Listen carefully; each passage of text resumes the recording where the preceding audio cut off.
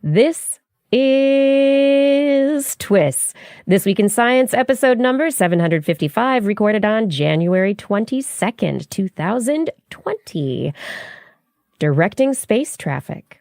Hey everyone, I'm Dr. Kiki, and tonight on This Week in Science, we are going to fill your head with rattlesnakes, virus snakes, and space debris. But first, TWIS is supported by listeners like you. We thank you for your support. We really couldn't do it without you. Disclaimer, disclaimer, disclaimer. This is not the world you signed up for. When you were born into this world, your biology was prepared for a very different place. Millions of years of evolution, 100,000 years of language, thousands of years of civilization, and now you're part of an artificial environment the world has never seen before. But no worries. You happen to have been born as one of the most adaptable species the planet has ever seen. Your kind has rolled with the changes before and changed in ways that made it easier to survive. And while your new environment may pose challenges, your biology will follow. Thanks to advances in technology, you might not need to rely on such a large brain, so it may shrink a bit. Your keen physical prowess can relax into a more sedentary society. No one will ask you to join a mastodon hunt anytime soon. Do not be concerned if there are some hiccups of disease along the way. It's temporary trade-offs. Change that takes place over time will be slow. Besides, what's a little diabetes if you no longer need to run from a pack of lions or chase off a family of bears to get the good cave for the night? Just never forget that the skills that allowed your ancestors to overcome the toughest challenges are still with you. That smartphone in your hand, just the latest version of a tool mankind has wielded to circumvent the world for millions of years. No longer stone, but still crafted to fit nicely in the palm. The modern world is not the one your biology was built for, but we're working on that. Here on This Week in Science, coming up next.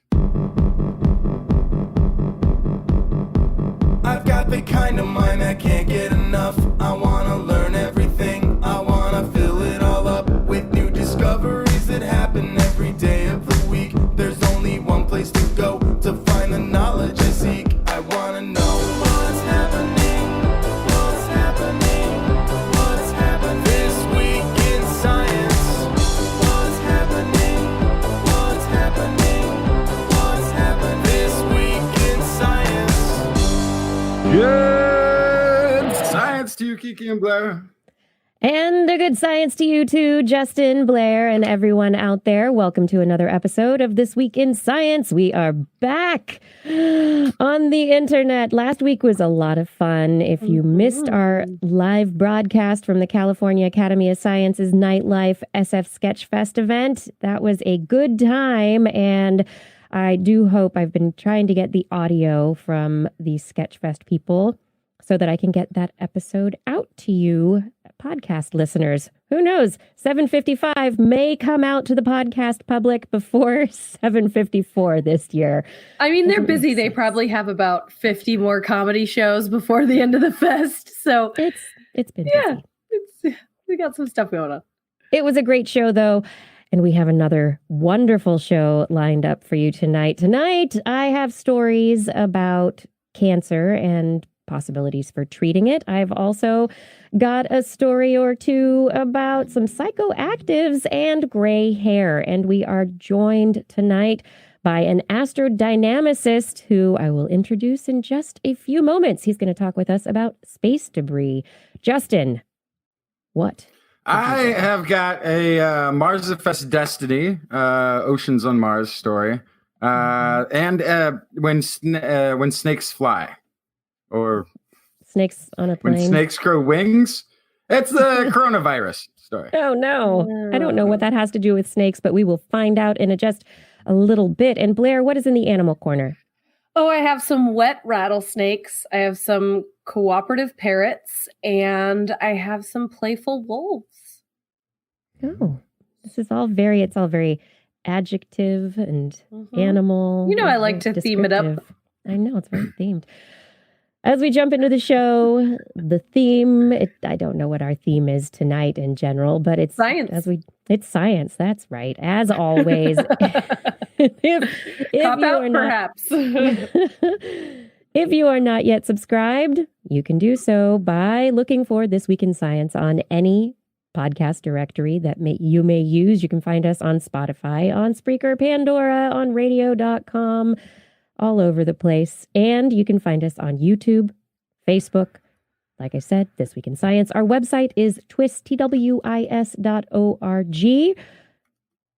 But now it's time for our interview. I'd love to introduce our guest tonight, Dr. Moriba. He's an American space scientist and an aerospace engineer. He's interested in where things are in space, and he's an associate professor of aerospace engineering and engineering mechanics at the University of Texas in Austin, and previously worked as a spacecraft navigator for NASA's Jet Propulsion Laboratory. Welcome to the show, Dr. Booyah. Thank you for having me. You are welcome. I'm so excited to talk with you tonight about a growing problem. I just have to know, are we going down the road to the movie WALL-E, the future where our skies are filled with space junk? Well, so here's the thing. The answer is yes, not immediately, but we're certainly kind of on that path because we keep on putting stuff up there, and most of that stuff kind of stays up pretty much forever. And we have no space traffic rules. So that's an issue. Yeah. Getting into what you do and what you look at and how you start figuring out where things are in space. You work as an astrodynamicist. What exactly is that?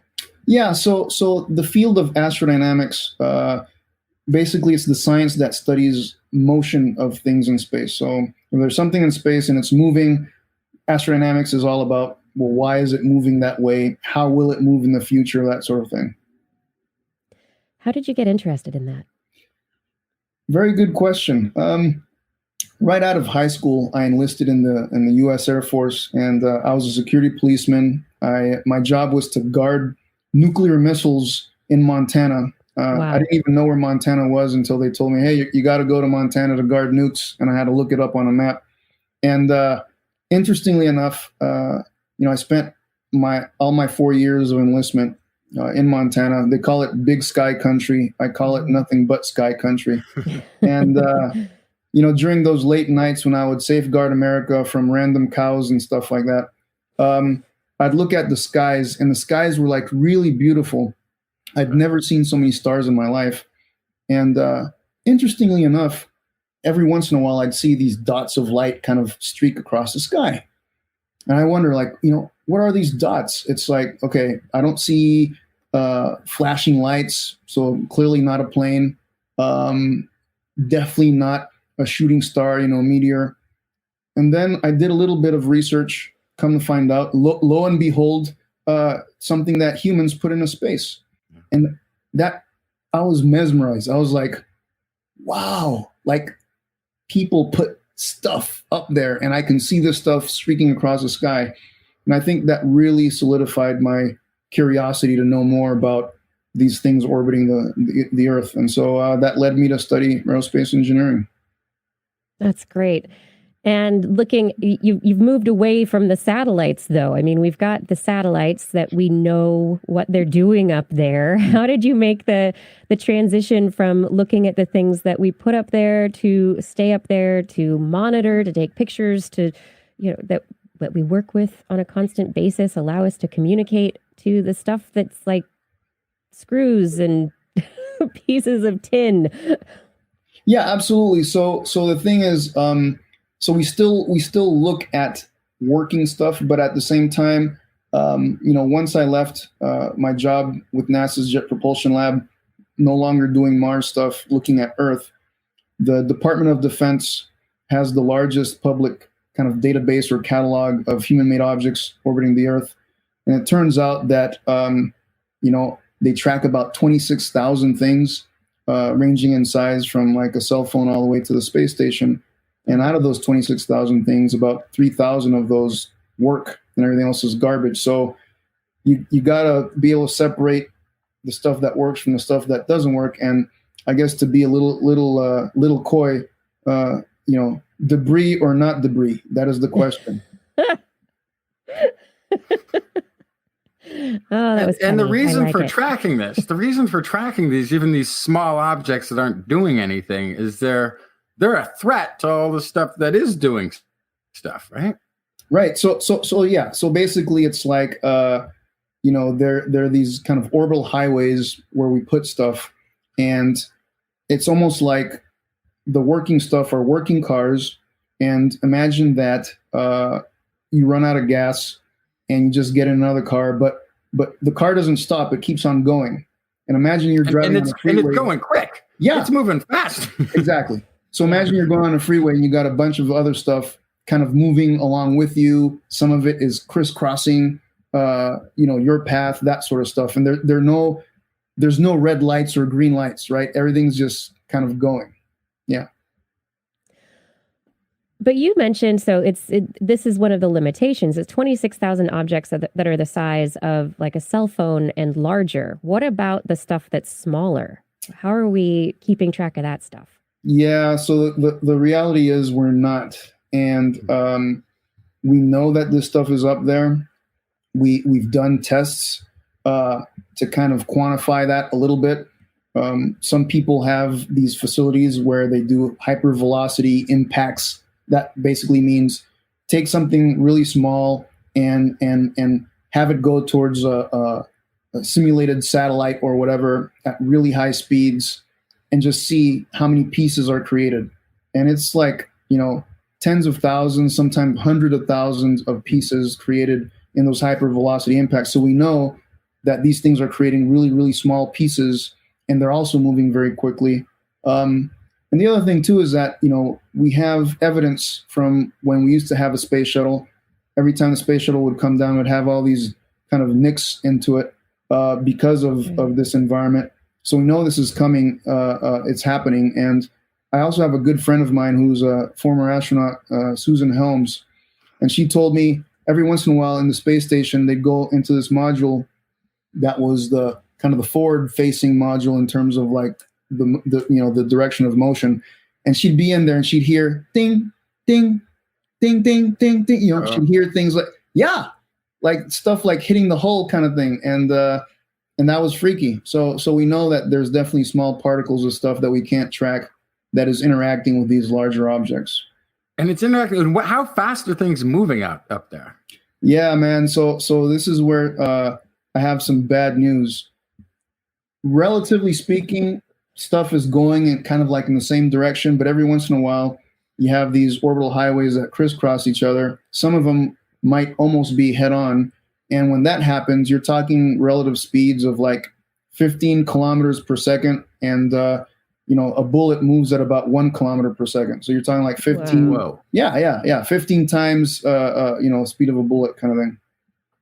And So I was thinking about that loose screw that Kiki was referring to earlier becomes a projectile that could take out a satellite or a space station or a vessel trying to get out. And even if you're in a heavily armored station or ship, if you're ever outside just in a spacesuit, it's a bad day. Wow. Yeah. Wow. Yeah. I didn't even think of that. Yeah, it's a bad day for sure.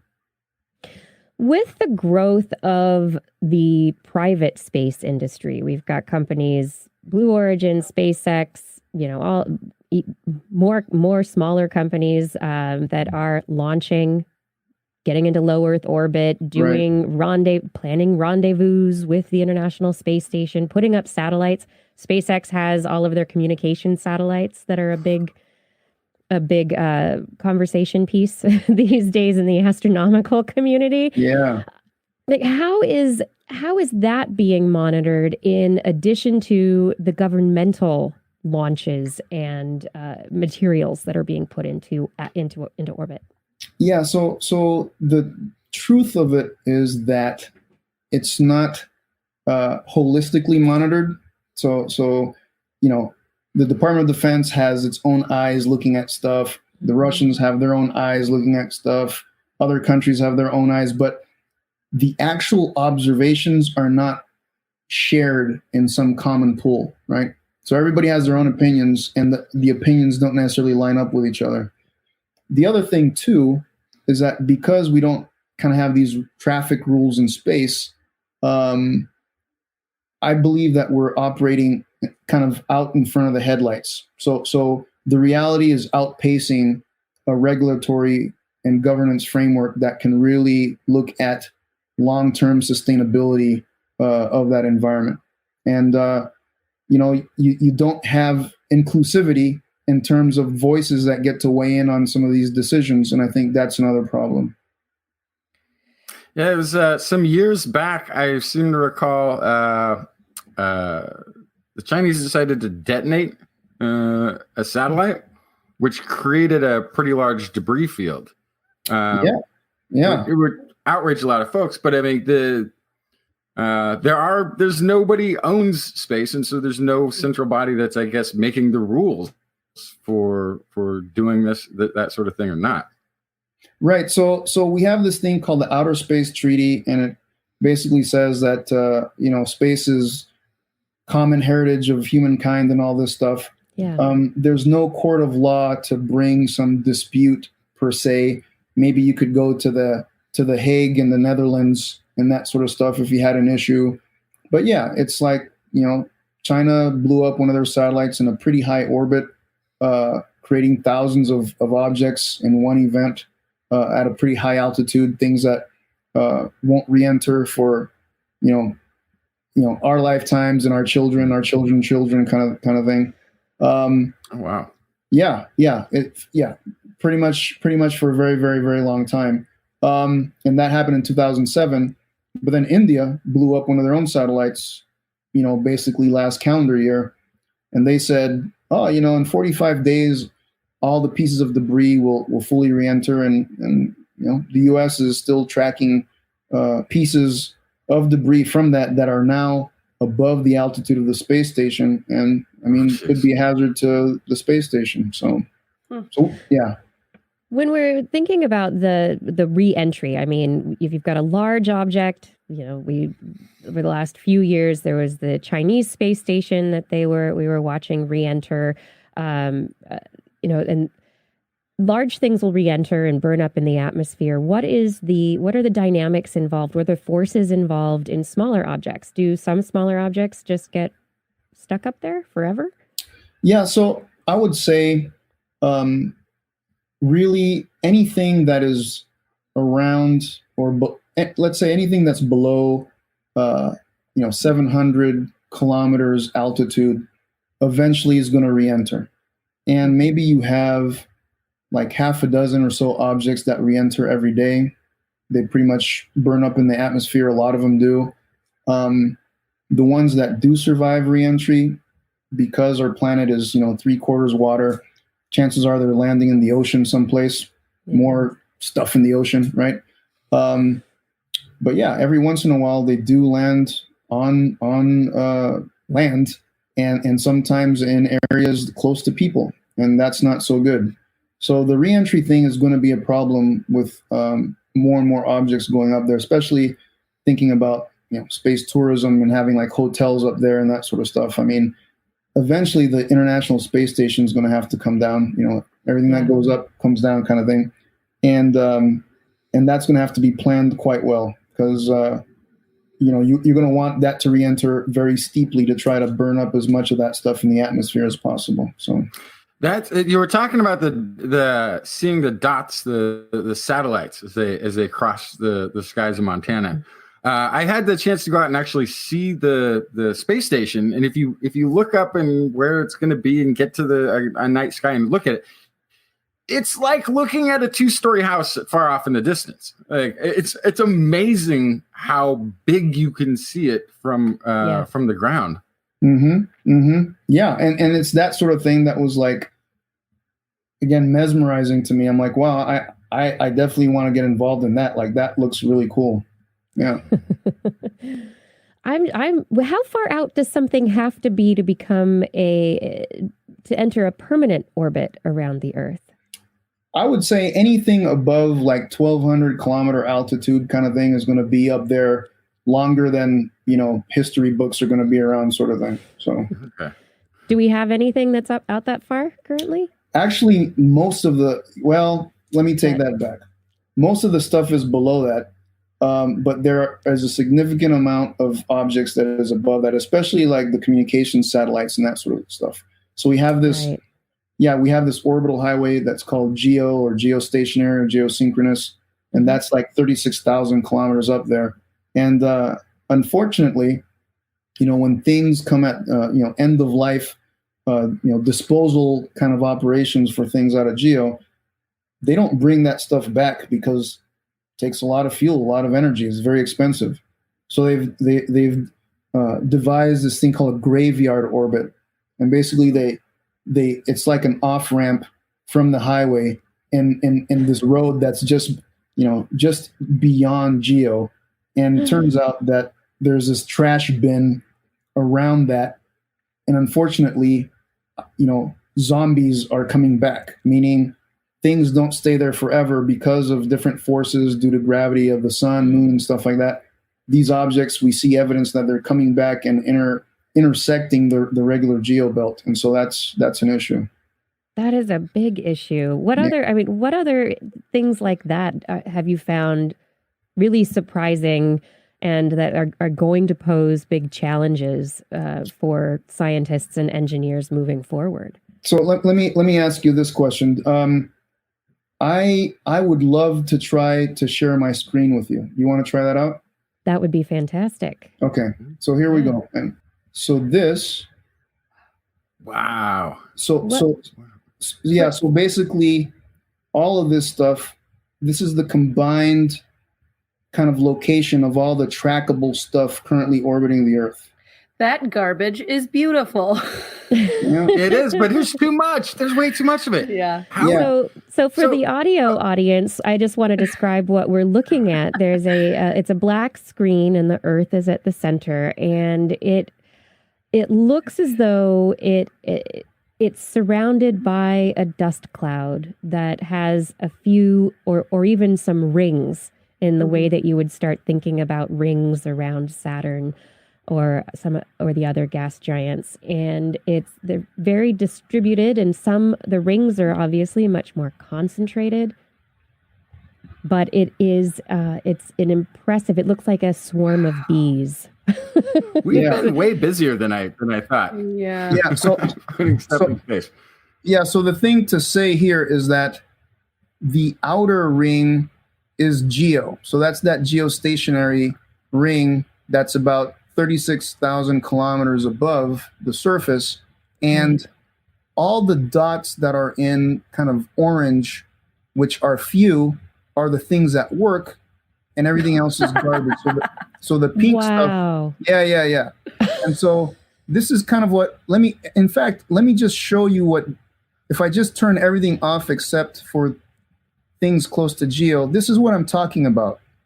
This is this highway, and the interesting thing is that you can see kind of this belt is tilted. All the stuff that is tilted are things that are no longer active, and so they're left to the mercy of the external forces and stuff. And so because of gravity of the sun and the moon, that's why they're tilted that way, because the Earth's axis is tilted, blah, blah, blah. But the orange stuff is kind of along Earth's equatorial plane, and this is where DirecTV and all those things are located. And as you can see, there's a bunch of stuff kind of interacting with that highway. There is. It's crossing it. Yeah. And so I got to tell you, once the highway becomes too cluttered or unusable, then, we could lose these kind of communication services, which would be pretty detrimental to our way of life. So I have a question. Yeah. Do we have a way to get rid of this stuff currently? Yeah. So I have some bad news for you. More bad news. Yeah. Not so much. Okay. And, the European Space Agency has a mission called Clear Space, which will launch in 2025 and the mission is to go to kind of this upper stage rocket body kind of dead thing, big, called Vespa, and basically retrieve it to demonstrate the technology to do some of this cleaning. So, yeah. The European Space Agency is going to try to do that. One thing I wanted to point out here is you can see this ring in pink, right? Mhm. This kind of ellipse. You see that? Yeah, it looks like a Yeah, smaller it's hula much hoop. closer. It looks Yeah. like a smaller Yeah. hula hoop going Exactly. around the Earth. Yeah. So that this pink hula hoop, all of these dots came from a single object that blew up just several months ago. Oh wow. So that's part of the, it's shedding the ring of debris is spreading yeah. around. So whenever two things collide or whenever one thing explodes, it creates a bunch of stuff that spreads around like that. And so yeah, that's part of the problem. Big things become many smaller things. Do you think part of our problem as humans is that we just think of space as so vast? I mean, space is big. It's like, once upon a time, America was this big place and we could settle it. And now we're like, there's people all over the place. We've done a great job Except for in crowding Montana. out. Yeah, Right. except for Montana. Right. Nobody wants to go. That's if they're talking about the sky, then there's nothing on the ground to be It there. is a very interesting correlation, though. I'm noticing a lot of similarities between this and the Earth's oceans and how it just feels like this vast, endless sea. So, a little drop in the bucket of trash in there. Who cares? It's a vast ocean. It's just like that, right? Like space is huge. What's a little bit of trash? Exactly. Yeah, no, so that is part of the issue. And look, the truth is it really is big, but at the same time, things are coming close to each other, and as long as we don't have rules on how to behave that we all agree to, nothing good can come of that eventually, and we keep on launching stuff. I mean, SpaceX is planning on launching 60 things every couple of weeks. Mm-hmm. That's going to add a significant number of objects. And I guess the other thing I want to do is just be very clear that part of the solution to this is transparency and predictability. I mean, if everybody knows where everything's located and I can predict where something's going to be a week from now, 2 weeks from now, that helps a lot. If you look at air traffic, the amount of air traffic coming into LAX these days, there's no way that 60 years ago, LAX could have handled that level of air traffic. Why can they handle more? Well, they know more precisely where things are located. We have this thing called GPS, so we know where the aircraft are to within several feet, that sort of stuff. So that helps. And so, looking at space traffic, part of the thing isn't necessarily the number of objects, but it's the uncertainty that we have on where these things are located and our inability to really predict where those things are going to be accurately, a couple days from now and that sort of thing. So that's part of the issue. Wouldn't there be sweet spots for putting things in orbit for communication satellites and the rest of it, that if we've sort of used it with our early round technology and filled this up with junk in these sweet spots, 10 years, 20 years now, we've got this great new technology we want to put up in space. We don't have our sweet spot in orbits anymore. We have to put them, so we have to have some other kind of spot to place them that they might not be as efficient, right? So here's what I want to tell you, Justin. Man, you couldn't have said it, better. That's exactly right. We do have these sweet spots, just like that geostationary ring that I showed you. That's a place that Mother Nature gives us to put these things, because at that distance, it takes a satellite about 24 hours to go around its orbit once.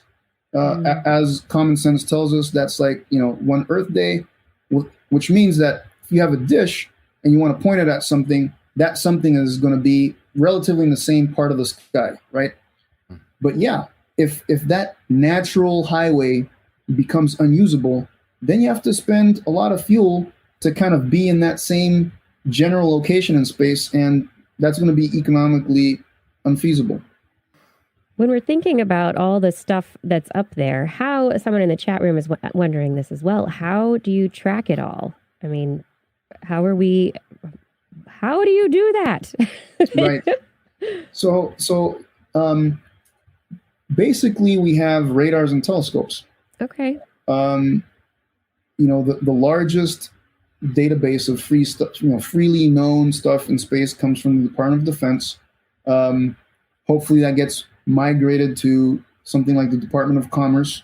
The White House kind of signed something to that effect on June 18th of 2018, but Congress hasn't really appropriated funds to do that. But hopefully, it goes to the Department of Commerce.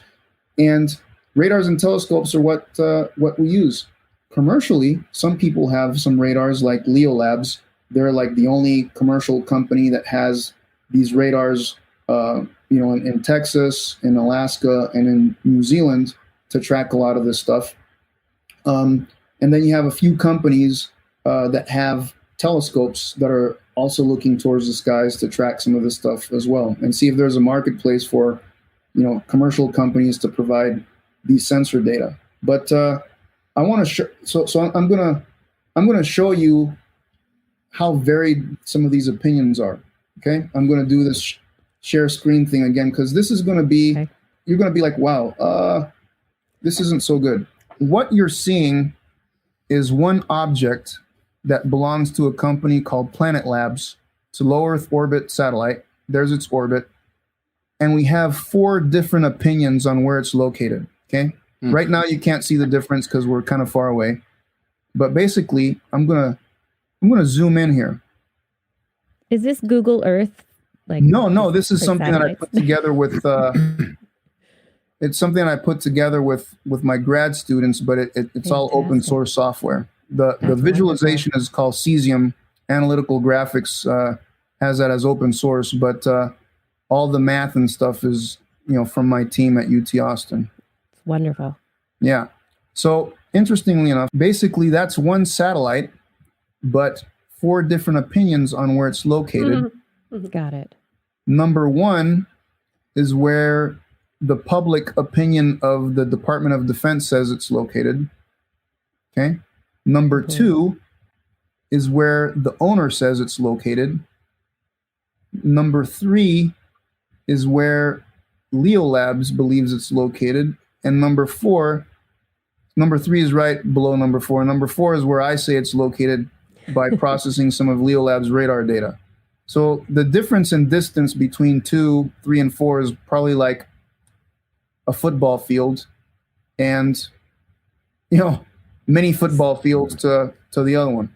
To where the Department of Defense is saying it is. So this makes predictions. Even when you've got something that is getting close, something that might be a problem hitting something else, right? You're still having to have this range of this window of guesstimation of where the objects are even in the first place. Oh, jeez. Yeah. So that's what I'm saying is that we don't even agree on where stuff is. You know what I'm saying? And that's not, is this taking into account stuff like the Department of Defense not necessarily wanting to be transparent about where things are because they want things to be a little bit obscured? So I guess in that sense, one of the things that I'm trying to do with my own research, right, is to kind of create a Waze for space.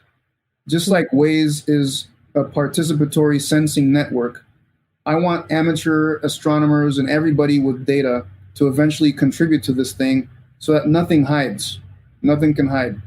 And so if somebody wants to be purposefully deceitful, it'll be evident that that's what's happening. So I want to hold people accountable for their behaviors in space.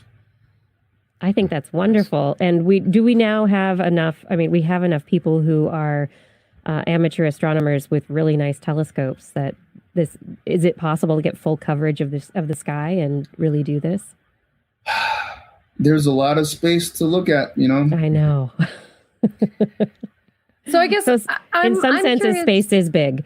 Yeah. Yes. Yeah, I'm curious about kind of the devil's advocate side of that. Like perhaps the reason the Department of Defense, for example, doesn't want you to know exactly where the satellite is because another country could destroy our satellites and knock us off all GPS, right? So like, is there a concern about that until there's kind of this coalition about the rules for this space, that there's still a question about what is and is not kosher to do in that space. So I'm glad that you brought that up, because I want to show you something, Blair. You ready? Do. Yeah. So here we go. Because I think you're gonna dig this. Okay. So here we go with the astrograph thing again. And the thing that I'm going to show you now is, so you see all these pink dots? Mhm. So again, we're looking at the Earth surrounded by pink dots. Yep. In So the the black. Some of them are interesting way out there. Yeah. Yeah. So the interesting thing about all of these is that this comes from a community called CSAT-L, and these are a group of amateur astronomers. Their whole purpose is to keep track of spy satellites. Wow. So here's There my is a disclaimer. subreddit for everything. Yes. Yeah. So my disclaimer to you is that I will neither confirm nor deny the identity of any of these things. I'm just aggregating information and reporting people's opinions. So this is their opinion, right? But the point is this: the emperor has no clothes. Mm-hmm.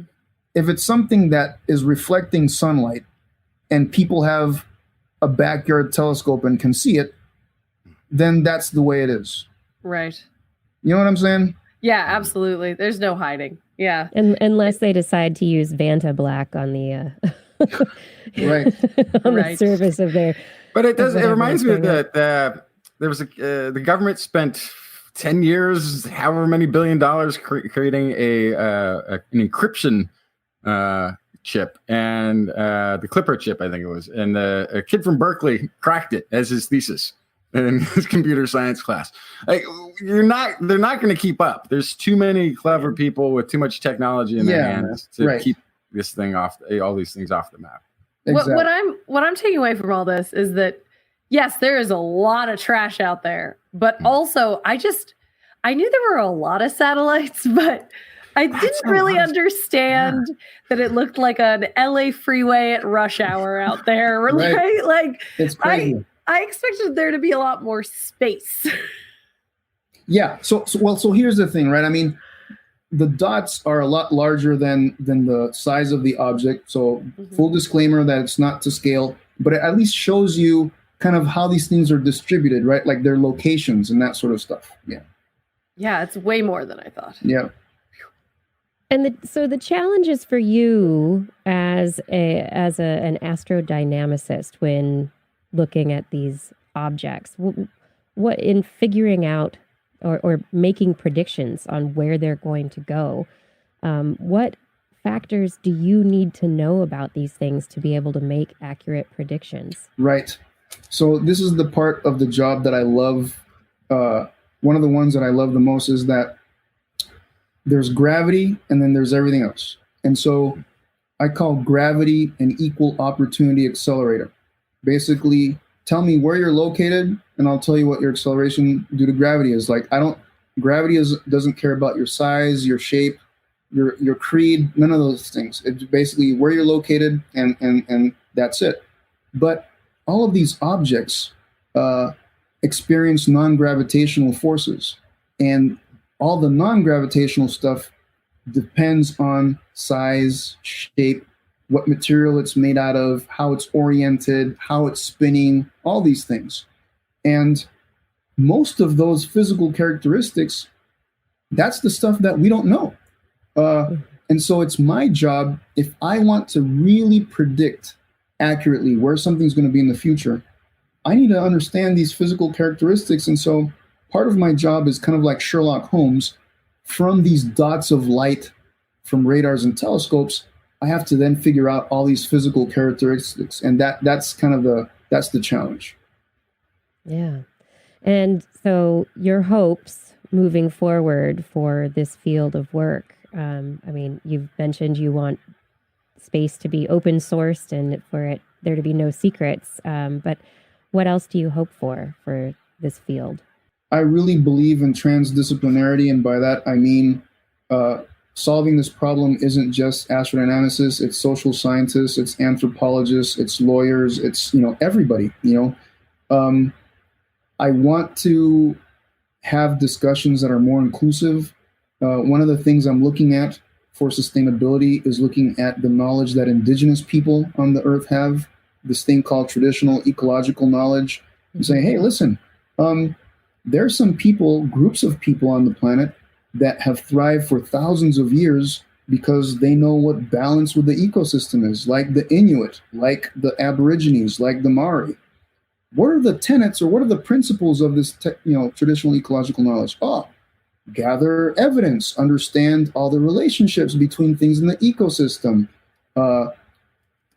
This concept of ownership isn't about rights, it's about custodianship and stewardship and mutual respect, right? These are the things that I think we can look to the voices of indigenous people and say, listen, they figured this out over thousands of years. Maybe there's something useful that we can apply in how we behave, establishing norms of behavior in space that would let us utilize this resource, finite resource, for thousands of more years, right? Because more of our technology is dependent on these space-based capabilities, and none of these satellites are protected from harm or degradation or loss or any of that stuff. It was recently posited to me, Yep. sort of in a way, who has greater knowledge of biology? Professor of biology who's visiting a place they've never been before, or somebody whose family or people or group has lived there for 200 years. And it's an interesting question. And it's kind of both. One has maybe a more generalized idea, but wouldn't be able to survive within that ecology, within the local biology that these people have been surviving in for hundreds of years. And there are absolutely lessons of sustainability. And I'd never considered it in terms of our curation of space, our caretaking of that dynamic. But yeah, absolutely applies there as well. Yep, you bet. I guess I have one more question. In a perfect world, should we be pushing this trash out further into space out of orbit? Should we be bringing it back down to Earth, or should we be trying to destroy it more effectively in orbit? Yeah, so the destroying. So here's the thing: we don't want to create more pieces. Right. Repurposing. Yeah. So no. So that's good because there are already businesses already targeting this idea of recycling stuff. So recycling is good. So let's say, recycling is an idea. If you can bring it back and spend an extra fuel to do that, that is a good idea. The pushing stuff out, I really dislike that, right? Yeah. Because basically it's like, okay, that's still thinking the space is big and it's somebody else's problem kind of stuff. It's the idea of putting Teslas up there and that sort of thing. Right. Yeah. I don't like that so much. So I'm definitely about recycling or bringing back. I think those are definitely my favorite ideas when it comes to that kind of space sustainability. And one of the things that I feel fortunate for, that there's the World Economic Forum going on in Davos right now. Mm-hmm. The World Economic Forum started this project called the Space Sustainability Rating, or SSR. And 2 teams got awarded, the ability to work on this project, the European Space Agency and MIT. And I'm actually partnered with MIT working with Europe on this space sustainability rating. And the thing is, we're going to try to develop a rating that's kind of like restaurants, hotels, that sort of stuff, where we incentivize people to take actions that lead towards long-term sustainability and try to basically entice companies to want to have a high space sustainability rating and show their customers and show their stakeholders and all that other stuff, hey, we're doing the right thing. And I have to tell you, by speaking to a lot of people, I can tell you that 9 out of 10 times, if you give people the option to just do something just for money's sake that might be to the detriment of others, or do something in a way that does no harm and that sort of stuff, 9 out of 10 times, people want to choose to do the right thing as long as they can still make money from it, right? Mm-hmm. So I think we can do both. What about, this is a totally layman question, but what about like a giant magnet that we drag around and try to collect stuff with? I mean, if we could turn those little pieces into one bigger piece, is that progress? So here's my answer to you, Justin. I think in some part you're definitely a genius, man. You're picking up what I'm putting down. So there is a company, a Japanese company called Astroscale, and they're going to demonstrate, I think next year, the ability to have some sort of magnet that attracts some of this stuff. So I have to say most of the stuff up there is not magnetically, is not magnetic, but some of the stuff is, and this company Astroscale is going to demonstrate, at least for the stuff that is magnetic, that they can do something about that. It's a start. Yeah. Blair, I get worried. Looking at all this stuff out there, the other thing that I get kind of freaked out thinking about is that all of this started as mass on our planet. And if too much of it is no longer on our planet, at what point does that start impact our orbit itself, the total mass? We're releasing some of our finite matter out into space, and that also, I know it would take a very long time, but I still feel like it's something that needs to be thought about before we let too much of it go. So let me say this, Blair. I think you can sleep well, knowing that won't be a problem in the proximate future. Right. But here's what I am saying: we're definitely creating like rings like Saturn around the planet. Like that's kind of freaky. That some other intelligent life that might come to visit, all of a sudden we become kind of like another Saturn in the solar system with all this junk. You know, that's pretty embarrassing. Yeah, we were gonna visit. We were gonna stop by, but that's right. Yeah. There's all this trash pollution in your front yard. Your front yard was a mess. Right.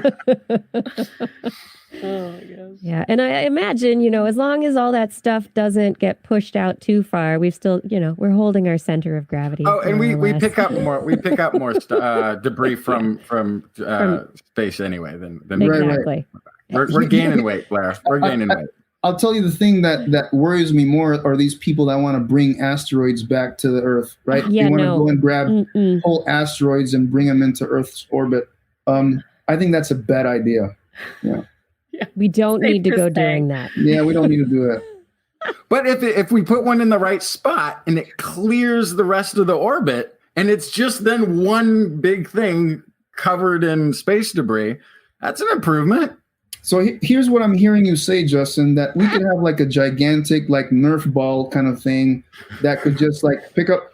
But here's the bad thing, man. It won't discriminate the bad stuff from the working stuff. You know what I'm saying? Yeah. Oh, right. So we have to have Yeah. Listen, Justin, if you can invent a discriminating Nerf ball, I think you have a moneymaker right there, my friend. Because you put the thing in there, maybe slower than the rest of the debris, and it eventually collects everything else. But then you've got to get it back out of the way again so you can, and in the meantime, we're already using this space. Yeah. What you need is a space Roomba. That's what you need. So I have to say, Blair, you're not the first one to bring that up. Yeah. Great It mind. needs to be a smart space Roomba. I think I saw something like that in Spaceballs. Didn't they have a giant vacuum cleaner? They did. They sure did. Yes. Spaceballs. Is there anything else that you want to tell us about things that you're working on, or on things that you hope people spend time learning more about? I would say this: like the websites that we have, they're up and running. They're publicly accessible. There is a problem with space traffic. People need to be more aware of how much stuff we're putting up there, and that we don't have the right regulations in place to really guarantee kind of sustainable behavior. We want space to be transparent and predictable. We want to be able to hold people accountable, and we want inclusive thoughts in how we move forward. Right? This whole idea with the astronomers being ticked off at SpaceX. Yeah. If there would have been a conversation that was more inclusive, maybe we could have avoided at least some of this. And so I think people are just too rapid to just kind of think about their own interests, and we're just not open enough to really discuss all this stuff. The other thing too is, in April at TED, I was able to meet with folks. Al Gore was one of them, and the climate change people, by and large, are like, "Oh, space debris. It's not climate change. It's not." Yeah. And the thing that I tell all the climate change people is, where do you think you're getting a lot of your data for climate change? Exactly. Yeah. All the satellites. It's essential. Right. It's Yeah. part of the thing that delivers your climate change data. So space is important. Space in general may be infinite, but near Earth space is finite. As a finite resource, it's in need of environmental protection. And that's the main message that I want to give to people is, listen, let's look at things like indigenous knowledge and try to apply this stuff for space sustainability. Yeah. I love the idea that we need to really not just look at our planet and the surface of our planet as custodians, but we also need to shift it to looking outward. And maybe it'll, as we take the big steps off of our planet and through our solar system, maybe that's a perspective that we can take with us. Exactly. Because if we don't learn that lesson, we may get to a point where we can't get off of this rock. Yeah, that would be quite sad. I mean, this is the picture of the Star Trek picture of the spaceships being built in space. You're sending up components, you build the big space. You can't if there's, was it 15 kilometers a second screws zipping through the hull of the thing? Yeah, you don't bullets. Yeah, exactly. You don't want to be working up there with a bunch of random bullets flying by. No. The spaceship building in space took on a new dangerous aspect. That's right. Oh, Dr. Jha, thank you so much for joining us today. Where can people find more information about you and space debris? Yeah, so I think, look, if people just Google, Moriba Jha, UT Austin, they'll find all the YouTube videos, the TED Talks, the websites with like the data that they can see. So I just encourage people to do a little bit of that Googling, and I'm very easy to reach, and people email me if they have any questions. I'm happy to spend time chatting with people about this stuff, and yeah. Fantastic. And I have appreciated your Twitter account so you have a booyah. Thank you. Yeah. It's a good place to have a conversation as well. There you go. Yeah. Thank you once again for joining us. I really appreciate it. We will have some of these links on our website as well to make it easier for people who don't want to do that Googling. But it's time for us to take a break. Time for us to move into the second half of our show. We've got some science news for you coming up. Justin's got virus snakes. Blair's got rattlesnakes. I have cancer. Snakes. Yay. I'm Snakes. so No, I sorry to don't. hear that. No, I don't. No. All right. Moving on up. Thank you for listening to the first half of the show. We will be back in just one moment with more This Week in Science.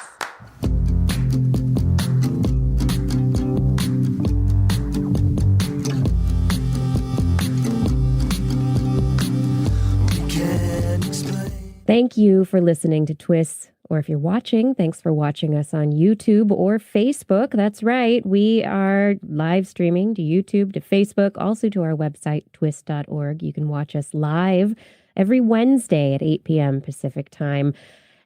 But our podcast is around, so if you haven't subscribed yet, consider subscribing to This Week in Science. That's right. Go to your podcast carrier. If you like Spotify, we're on Spotify. If you like Pandora, we're on Pandora.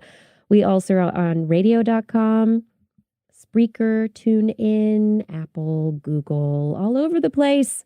This Week in Science. And tell a friend, because the more people we have in our TWIS Minion family, the more science fun that we can all have. Science isn't something we should keep to ourselves. It's something that we should share and discuss vigorous discussions. We like questions, and we like to talk about those questions. That's what this show is all about. Curiosity and questions. And if any of you are interested in supporting This Week in Science and helping to maintain what we do in bringing you science every week, We'd appreciate you heading to our Patreon page. That's patreon.com/thisweekinscience. There's also a link at our website, twis.org, but patreon.com/thisweekinscience, where you can sign up to be a patron of This Week in Science. We also have PayPal options available on our website if Patreon is not for you. Thank you for being here, for being a part of TWIS, for listening, for sharing your time with us.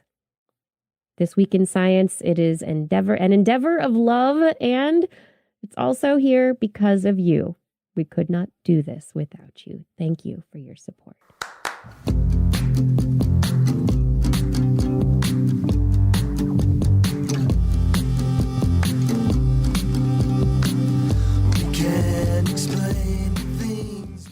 And we're back. You're listening to This Week in Science. That's right. We are back. Now, we have not been getting a lot of letters answering the "What has science done for you lately" question. So I have, for the time being, removed it from our show rundown. But I would like to have a part of the show where we talk with you, where you can send us letters, where you can ask us questions, where you can tell us things that you've learned. So if you would like to have us read a question, a comment, just a little note, a song, a poem, whatever it happens to be, within reason, within reasonable parameters of time and thought and social propriety. Anyway, I would love to read that on the show. We'd love to talk with you on the show. We'd love to bring you into the show. So please send me an email, Kirsten@thisweekinscience.com. That's KIRSTEN. Or leave us a message on our Facebook page. May I also say that I think we started this just about 4 years ago. And I think we started it because there was stuff going on in the United States where science was not getting exactly the everyday recognition and support that it needed by our government here. And so this is a lovely time to make sure that this conversation continues, because we're about to make another big decision in our country that will have implications for that. Funding for science, funding for looking into our own orbit, checking in on our satellites, checking in on our climate, all this kind of stuff. So I think it's definitely still timely. It's definitely still important for us to take a moment, recognize what science is doing for us, big or small, in our lives, making sure that we are showing that support every way that we can. Absolutely. I remember years back, and I can say years back because TWIS is in our 20th year now, you know. We started talking about politics, science policy. We started talking about politics on This Week in Science, and I got lots of letters that said, "Hey, don't mix my chocolate and my peanut butter." And I was like, what? You know, science and politics mix, because science really is a part of politics, the body politic. It's a part of the work of knowledge, the work of people, and the workings of our society. So science does go hand in hand with politics. You know, we can have enthusiasm about robots and spiders and space, and we can have incredible enthusiasm about findings that are interesting, but we can also think about things in a very down-to-earth, fundamental way of how they can help influence our daily lives. So I think you're right on there, Blair. Yes. But let's talk about some of that science right now, shall we? What do we have? I have a story about cancer. This Hoping week, it's good news. yes, it is good news. This is a good one. So this week, the BBC reported a story about that I believe was entitled something to the effect of, let me see if I can actually get to the article here. "Immune discovery may treat all cancer." Oh, this sounds like very good news. This headline has gotten people so excited, and I've seen it shared, this story shared on social media a number of times. And I want to say may treat.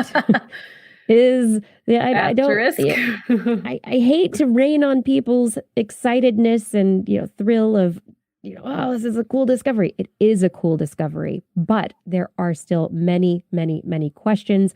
This is fundamental cell biology research. They are not yet at any stage of understanding of this system that would allow for human treatments of any kind. So to move on from that, let's talk about what was discovered and why it is exciting. We are at a stage of treating cancer where it's very blunt in our treatment. We don't have specific treatments for many cancers. There's been a treatment that we've talked about previously on the show, CAR T, in which T cells, which are cells of the immune system, are taken out of the body and reprogrammed essentially to attack cancers, the lymphoma cancer. And it's showed a lot of success there. It does have some problems with immune system cascades. Small percentage of the patients die from the treatment. Yes, and they think it's due to this cytokine cascade. And so they're looking into why, but it's a very successful treatment so far. But so we've got these immune cells, T cells, killer T cells in our body. And a lot of times they want to kill invaders. This is what they're there. They're in the body. They're around to protect the body from invasion. And cancerous cells are these invaders that, programming has gone awry in a healthy cell, and a cell then starts dividing uncontrollably, leading to an invasion of an organ, or potentially eventually with metastasis of various organs throughout the body. We haven't found anything previously to kill these cancers. And so these researchers, they were looking for immune cells that might be activated by cancers and want to attack them. And so in a dish, they had these T cells and they grew them with cancerous cells. And they found of these immune cells, one bunch of immune cells kept killing cancer cells. And they went, hey, that's new. That's interesting. What's going on? This a while ago. Yeah. And so they identified this cell and they call it MC7G5.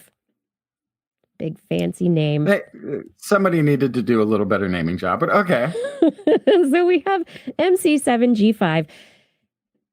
So they have this lineage of T cell. They isolated it, and then they started growing it with cancer cells that had specific genes removed from them.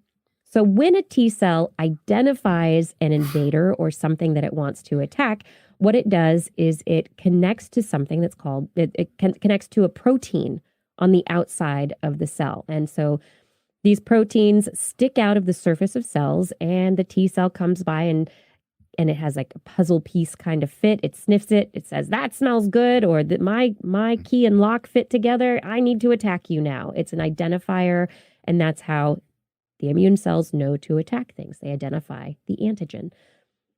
So they kept cutting out the genes that produce known surface proteins on cancer cells. And if cancer cells survived, then what that would mean is that they're identified the marker. That they're identifying the marker. Exactly. They've cut out something that those killer T cells needed for identification. And so they found a protein. Woohoo! It's called MR1. And this MR1 helps the immune system recognize self from non-self. And it's pretty exciting.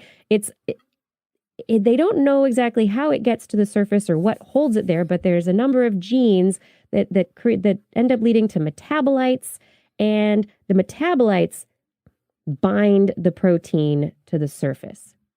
And so there's this big combination of things that are involved that cell biologists are not certain of. But now we know that this cancer cell, this T cell, a specific kind of T cell, which was found in 2 healthy human beings,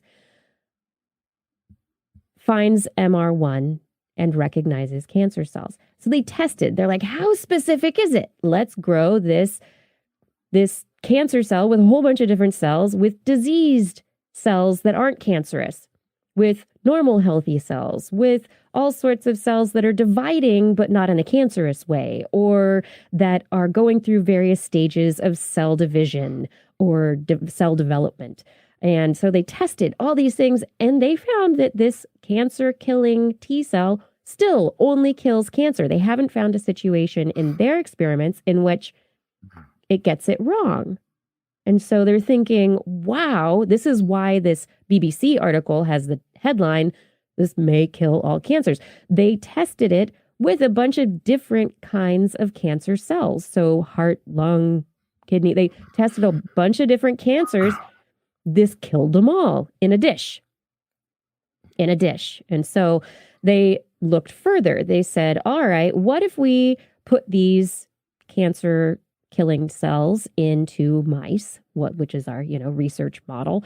And they found that it seems to kill cancerous cells in mice. They took mice with no cancer, and then they gave them lymphoma.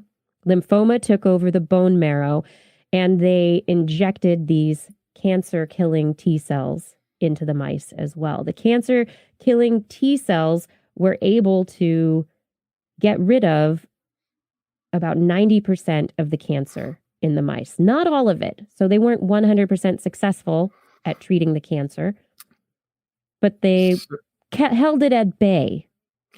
They held it at bay. So my question is then, and I've got to read this now. What was their time frame? Because they must have had a cutoff time frame to do this final check. The reason I ask is, like, in the CAR T training, those T cells are now trained. Supposedly people who've been treated can't get the cancer again. It can't remanifest because now the immune system is at the ready looking for it and doing preemptive strikes before anything can get going. So I'm wondering if these T cells are trained, unless there's specific types of cancers or areas where they just can't get to. Maybe it's just a matter of, these mice don't usually have a long life in an experiment. Maybe with more time, they could actually show more efficacy. Or it could be done in conjunction with something else in order to really wipe it out. Yeah, perhaps there's some other treatment that could be used in conjunction. But, the questions do still remain. Is there, this is not all the testing that could possibly be done. So are there situations in which these cells get it wrong and attack healthy cells? Because, as I said previously, MR1 is found on healthy cells as well. It is a cell surface marker that's involved in recognizing self and non-self. So are there situations in which maybe the metabolites that bring it to the surface and bind that MR1 to the surface are misrecognized? Or maybe there are healthy cells that could produce the same metabolites as the cancer cells and be misrecognized. So maybe there's something in the recognition that we don't know yet.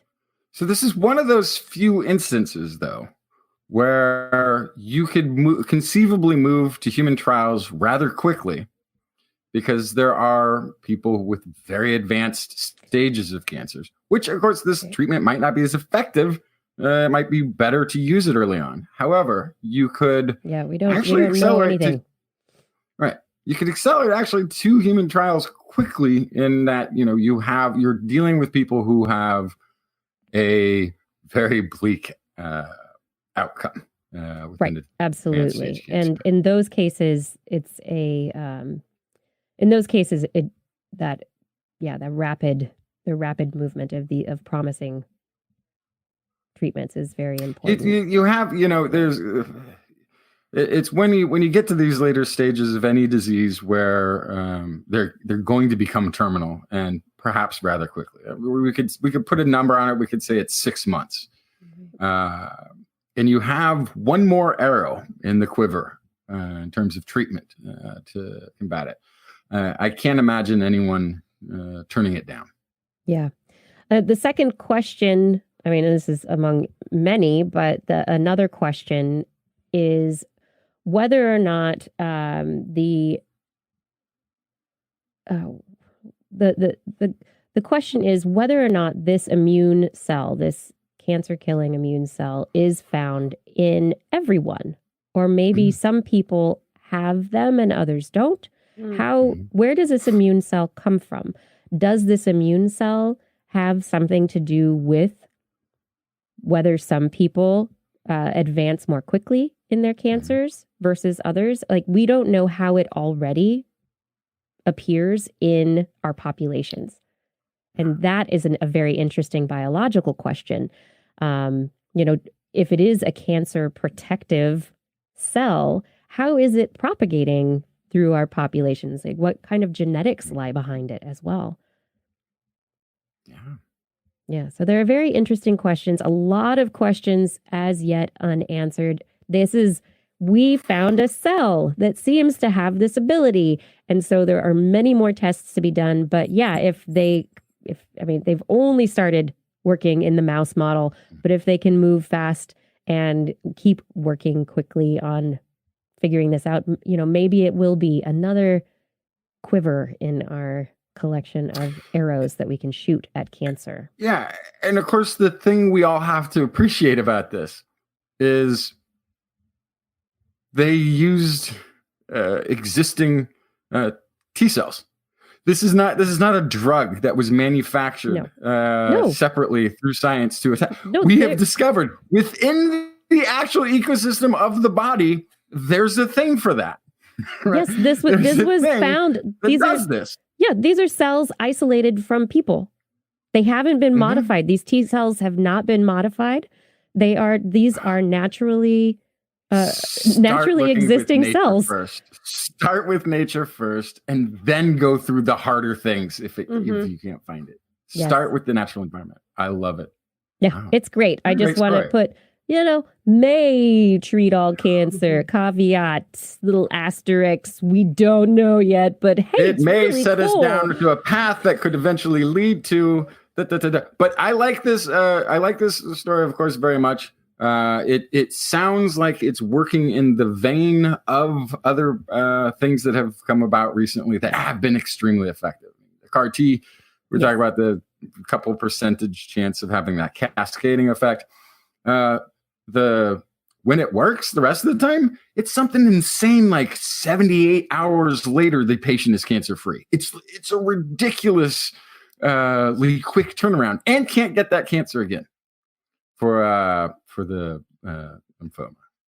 I just like the idea of it doesn't matter what kind of cancer you have. This is for you. That's it. Done. Mm-hmm. Yeah. Cure all. Pretty great. Let's keep an eye on that one. All. Now, and speaking of cure-alls, I think, Justin, there's an outbreak right now. And you have a story about this outbreak. People may have heard of the novel coronavirus that has come from Wuhan, China, where numerous individuals in the hundreds, possibly over 1,000, have been sickened by this respiratory disease related to MERS and SARS. And there is a question as to its pandemic nature. It just went pandemic. So supposedly we just got a case in Washington. It's in Washington. So that's in Washington. That's the definition, right? It changed continents. So it's now a pandemic. That's where we're going next month. That's where we're headed. Yes, that's exactly where we're headed. So one of the things to just before anybody wants to panic, you can panic if you want to.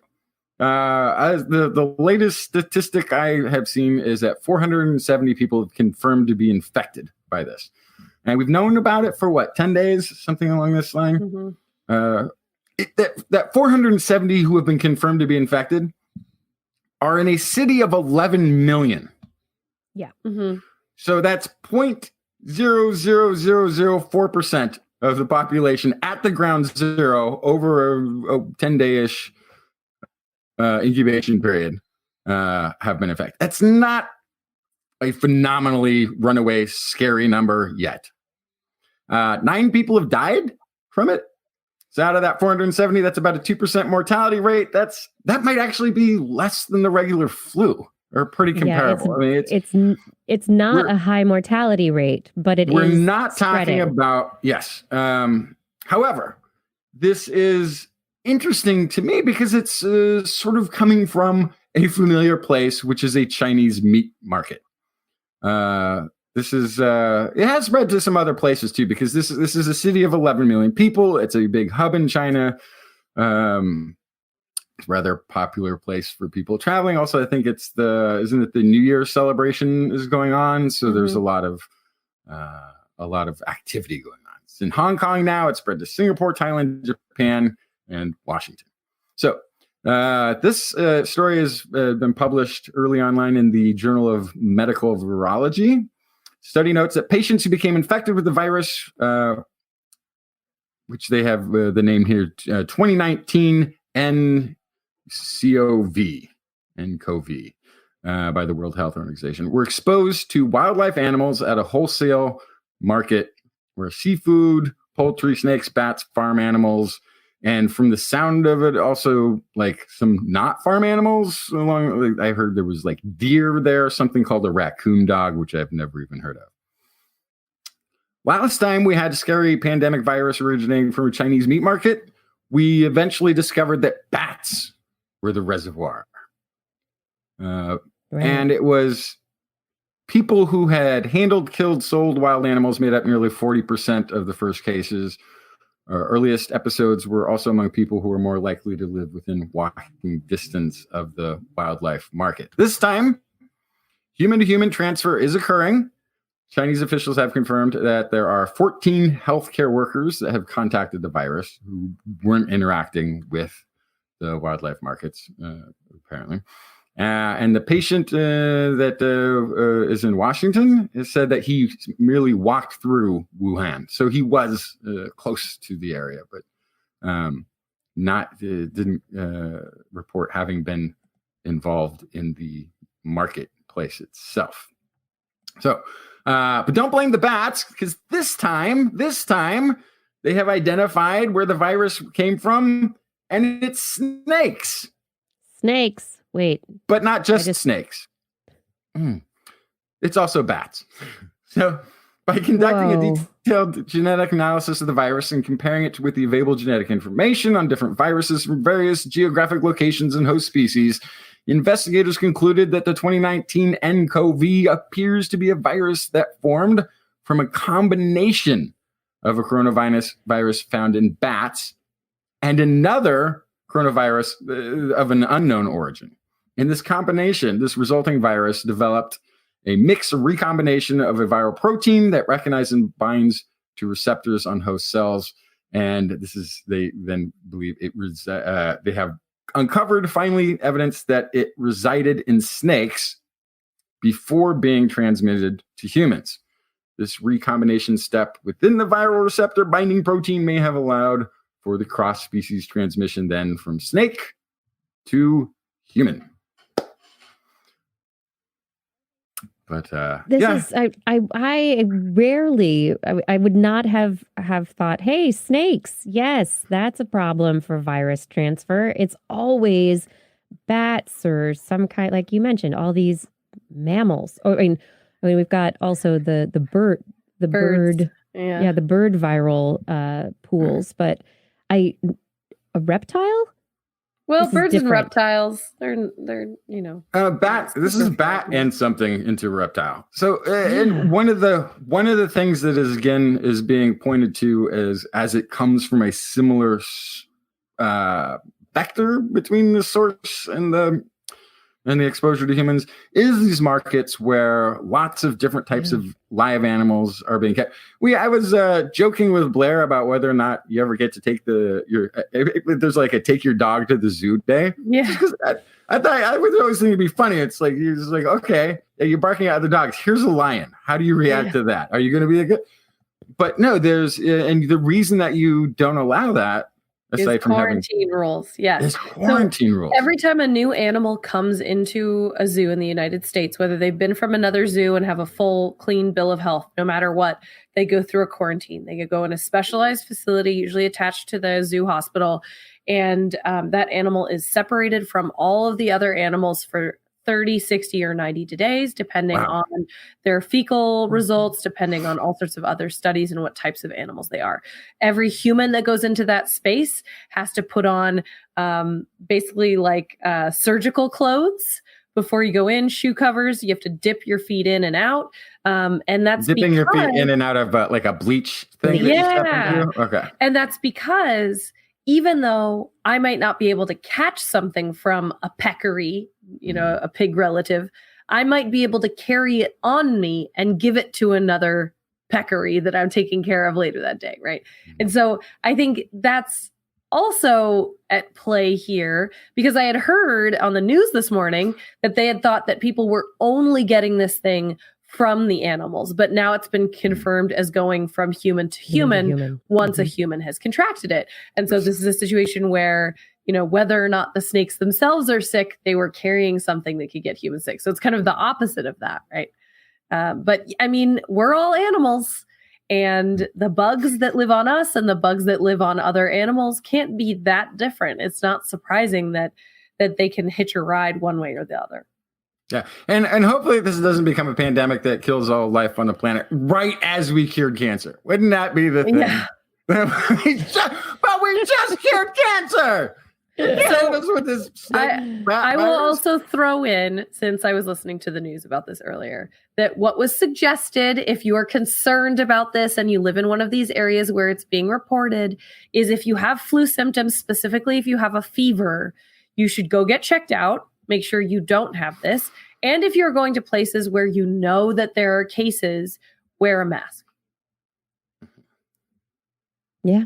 Yes. But wear a mask and protect yourself and wash your hands. Wash your hands. Yes. All that good stuff. Until further notice, it's still a pneumonia. It's a flu. Yeah. It's just a flu. Right now it's just a flu. It's a bad one. I don't know if it's even that bad. I think what's most interesting is that this is maybe a test of the response, the response practices that were put in place after SARS. So how do the countries around the world respond when they find a new virus that has human pandemic potential?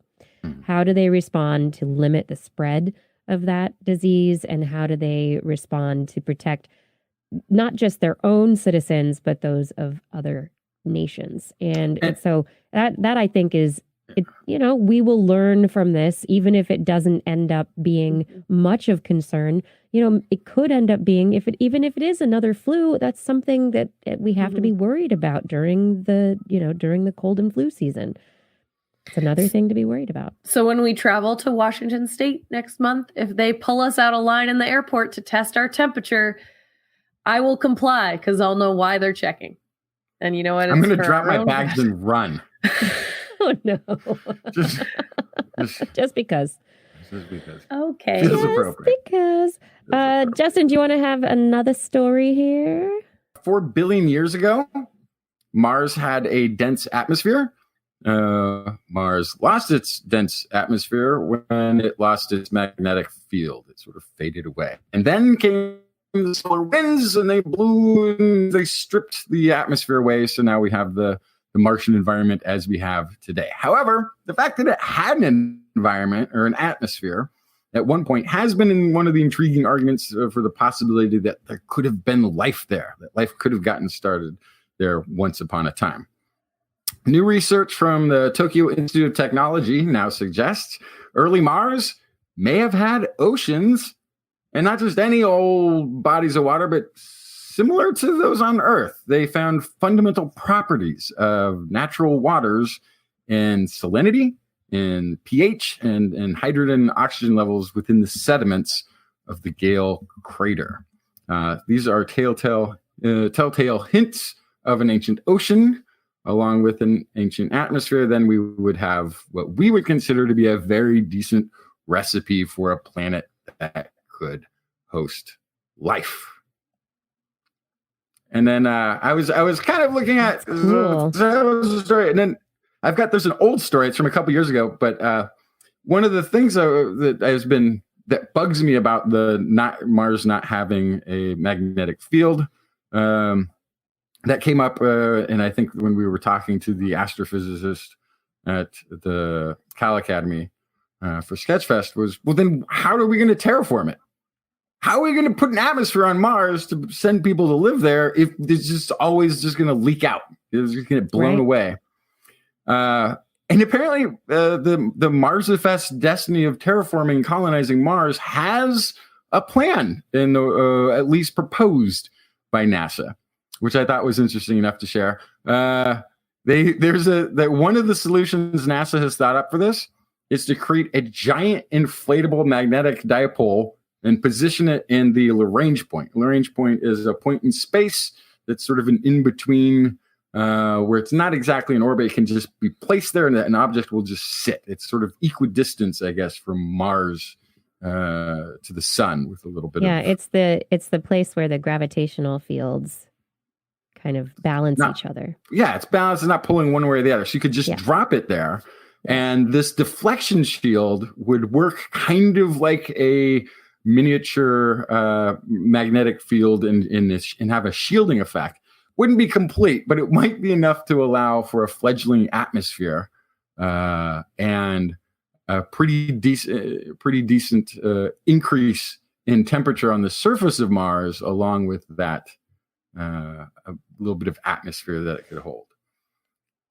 So there's a little hope to one of those things that I thought was like, this is going to ruin the whole reason or the whole proposition of going to Mars. Yeah, we may have a solution. However, can't have any space junk in the way if we're going to put a thing there. Nobody else can use that spot. Somebody's got to call it, like dibs. It depends on I think they're going to be putting the James Webb Space Telescope in one of those spots, aren't they?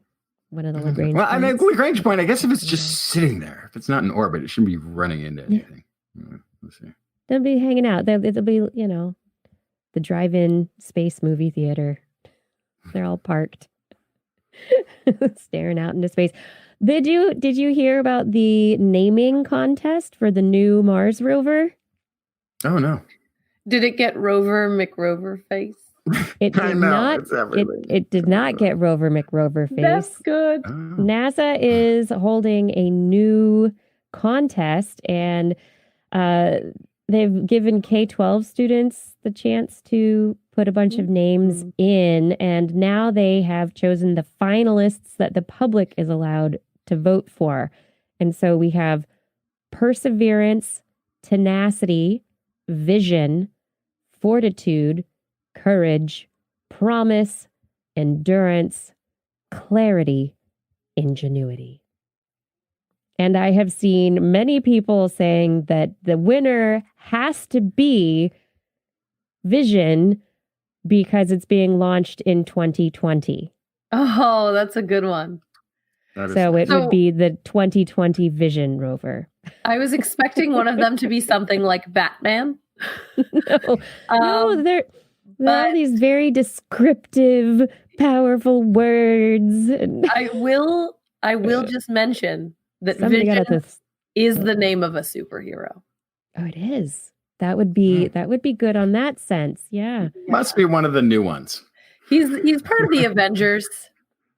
Okay. Yeah. I just wonder how they got down to these finalist names. I mean, they're very thesaurus-y. It's like, hey, the teacher got together with the students and they pulled out a thesaurus and they're like, we're going to use our big words. Why is there no Rover McRover face? Why is there no silly name there? Why? The teachers vetted them for sure. Yeah. I'm a little let down at the creativity of our nation's school children. I don't know. I also feel like this could be one of those situations where you see like in a movie or a TV show, you see a kid's drawing, quote unquote, and you're like, Kid didn't draw. That's not a kid's. No. That's an adult drew that and was like, it looks like a kid's drawing because they put the R backwards. I feel like this is that they gave the kids. A lot of these teachers probably came up with them themselves, and then That's they were right. like, "All right, kids, which one do you want?" Which So, one? I do occasionally watch a little bit of NASA TV, and every once in a while they will have a class that will be asking questions of an astronaut in space. And they're reading them, and it's obviously the first time they've ever seen the question. I think I do think that is a little bit of a lost opportunity to have. You're giving a Real interactions. written the question for them to read to the astronaut. So let them ask questions. Let them ask the Yeah. questions. Get out the way. How do you poop? Yeah, that's Actually, gonna be a number one. fascinating Like, question. we're gonna answer this one again. All right, Are very you carefully. afraid of the sounds that the space debris makes? Oh yeah, It tinkles up. that's a good one. Sorry. Oh, too soon? Oh boy, Oh, you know what, though? It is not too soon for. what is it? It's time. It's not too soon. It's never too soon for Blair's Animal Corner. With Blair. She loves our creatures, great and small. Biped, millipede, no pet at all. You want to hear about animals? She's your girl. Except for giant pandas and squirrels. There's Animal Corner. What you got, Blair? Oh, I was waiting. Your lips were moving, but I couldn't hear you, and then it came through. So I have an amazing story. See if I can't hype this up too much. It's a groundbreaking story about the lowly rattlesnake.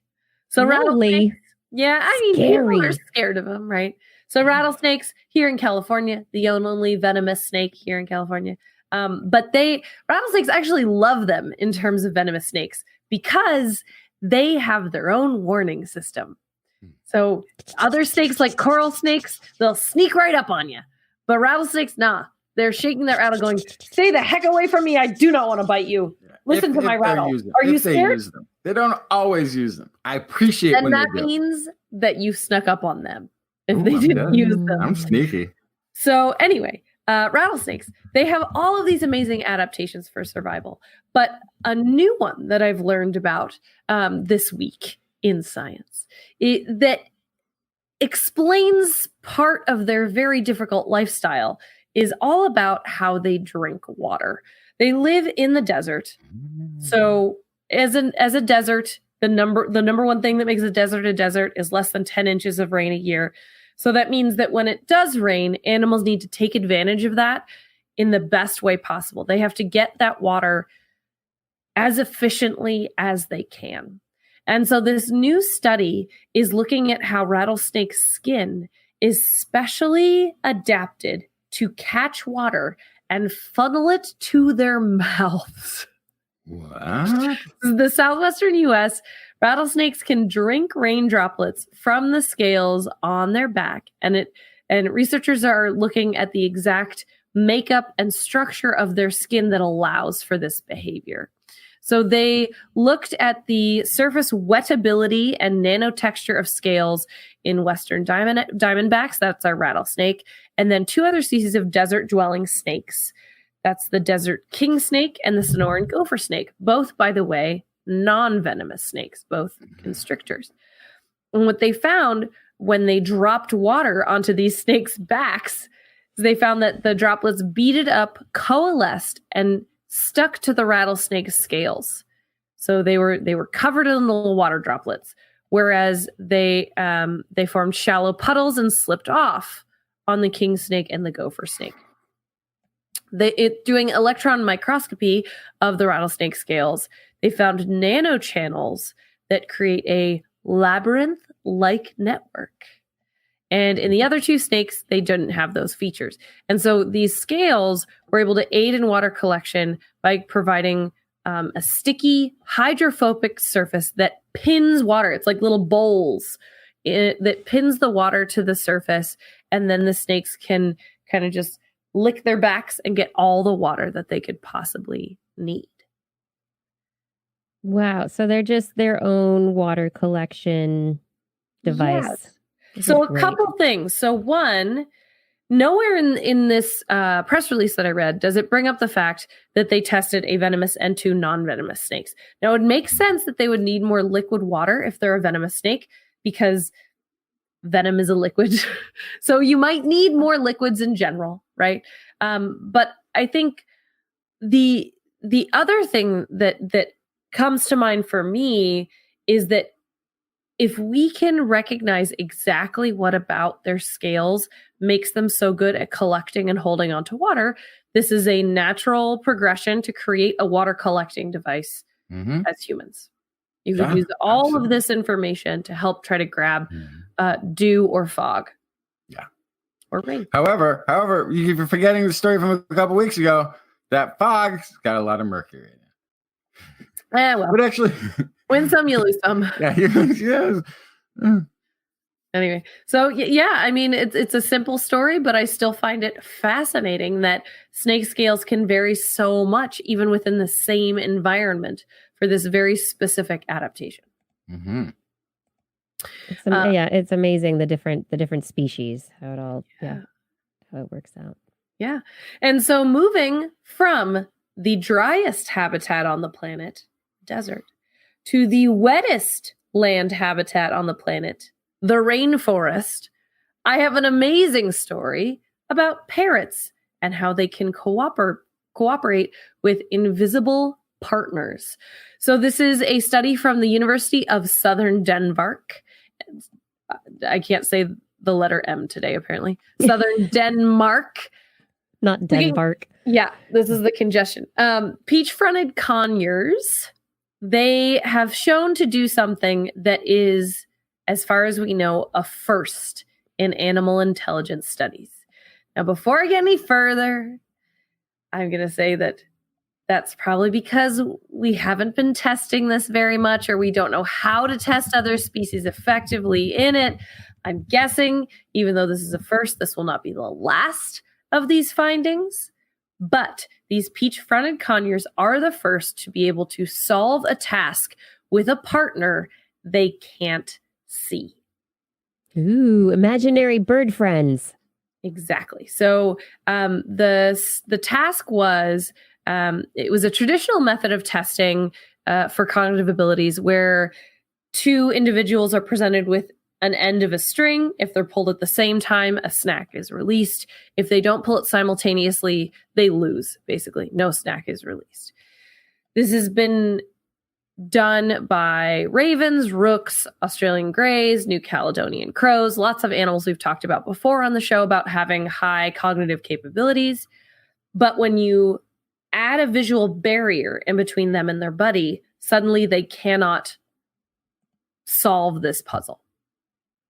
One will pull too early, or they'll just pull and hang on it, or they won't figure it out. So then in this huge sample size of 4 conures, so that's a whole thing too. But with 4 conures, they presented them with more and more complex collaborative tasks, each with them being able to see or not see their partner. They measured how well they did. And in the most difficult experiment, they found that a bird in a test box where they could see their own end of the string, then they would let another bird in behind a wall after they already saw the string. So already they have to kind of do some impulse control. Don't pull the string until you hear the other bird come in. Then the 2 birds have to figure out how to pull them at the exact same time to both get a snack. So they were all pretty good at solving the task, but they found that different birds had different methods for solving it. So one would pull, but then let go when they realized there was no other tension on the string or something like that, and then pick it up again when the partner began pulling. But another one, for example, would pick up the string, hold it in their mouth, and wait, and then pull when the partner came in. So the different tactics as well, but somehow they were able to communicate with each other that this rope was happening, that they were going to pull at the same time. They did 12 different couple combinations, and for the most part, they were able to solve the tests very well. But the most difficult tasks had about a 40% success rate, which is still better than 0 in all of those other tests that were done with other bird species. They wouldn't even wait at all. The New Caledonian crows, rooks, ravens, or African greys, even when they could see the partner, they wouldn't be able to wait. They'd just pull on the string. So the reason I brought up at the very beginning here that parrots are from the rainforest is that I think this is the interesting wrinkle for this study, is that the rainforest is not only the wettest habitat on the planet, it is also the loudest habitat on the planet. And that's not just because of rain hitting all of the leaves of the trees, which is very loud, but it's also because it's one of the most biodiverse regions. And so everybody's kind of shouting over each other in the rainforest. And this is why parrots are so loud, is because they shout at each other. They're gregarious animals, they're social animals, but they have to shout over howler monkeys, the rain, jaguars, other parrots. They have to shout over each other to try to talk. Hey, Greg, hey, did you find any good fruit over there? So like there's a lot of shouting going on. And so they're vocal creatures. Sometimes the plants are so dense you can't see the other parrot, but you're shouting at each other, right?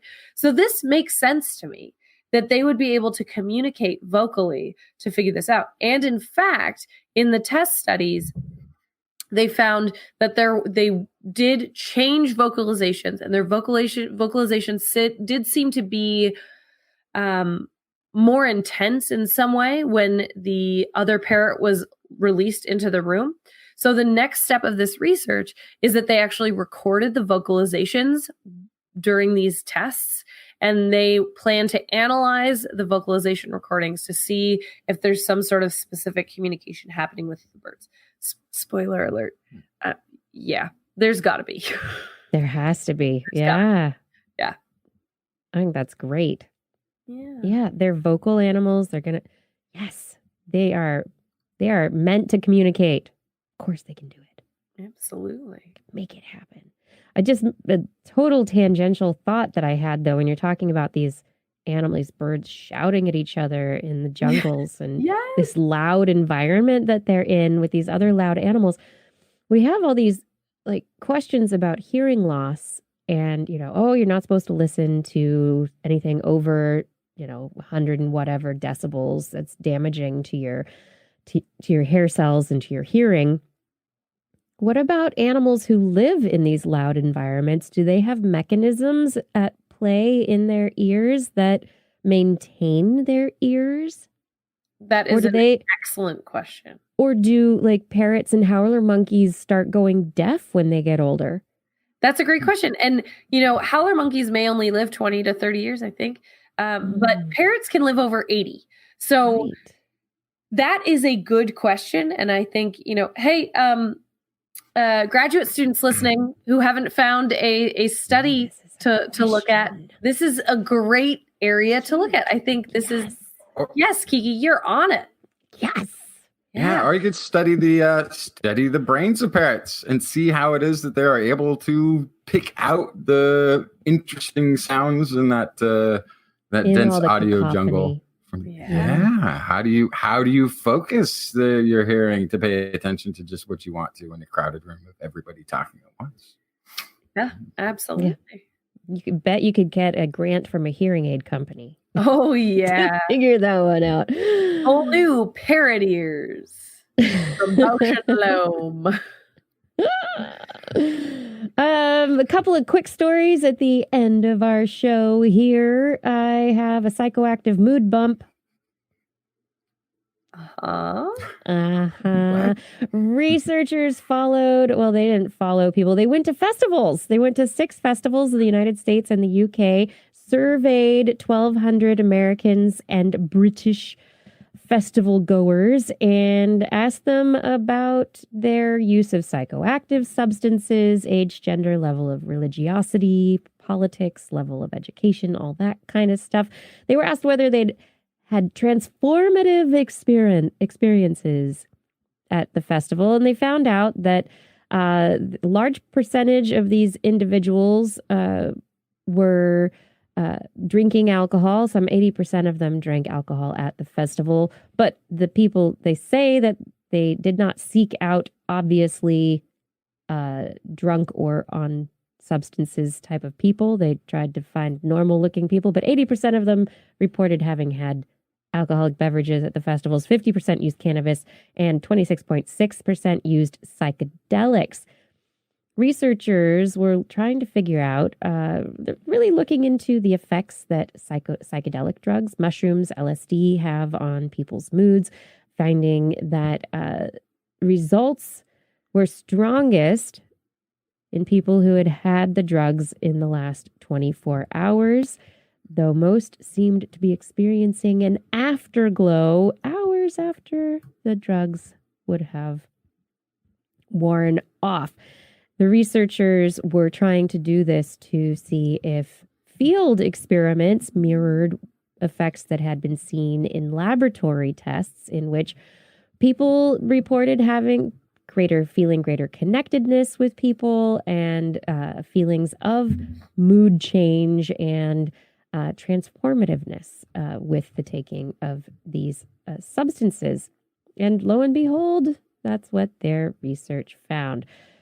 Anyway, it's an interesting study. I just thought it was fun that researchers decided to run around festivals asking people about their drug use. Well, isn't something that they say to people to suggest that you don't do certain drugs, including psychedelics, that there's a really bad come down from them? Which this kind of, I've heard that. I've heard that there's a really bad kind of drop.